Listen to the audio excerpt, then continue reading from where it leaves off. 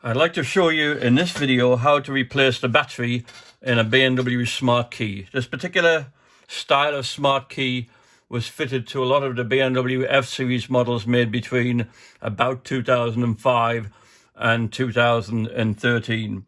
You get an orange warning on the dash saying that your remote control battery is flat. Some people think you've got to prise the keys open or buy a new key. It's not the case.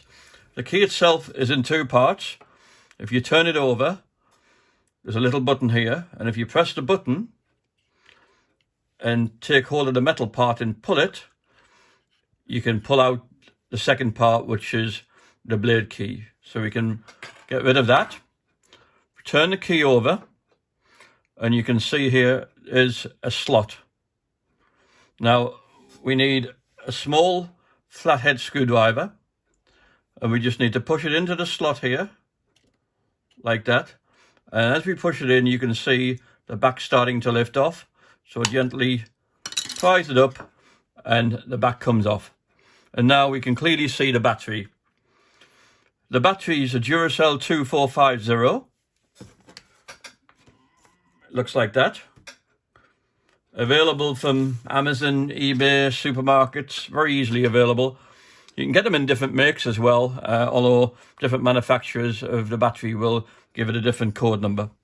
To take out this battery, take the small screwdriver again, put it under the edge of the battery and prise it out, and the battery falls out. Putting the new battery in is exactly the reverse. If you notice, it slides under the edge of the key body here, so just slide it under the edge, push the battery down like that. To replace the back, make sure you get this little tab into the slot at the back of the key. So just slide the back on, slide it in.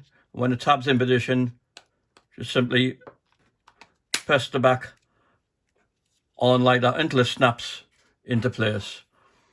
Now we just need to replace the blade key, like that,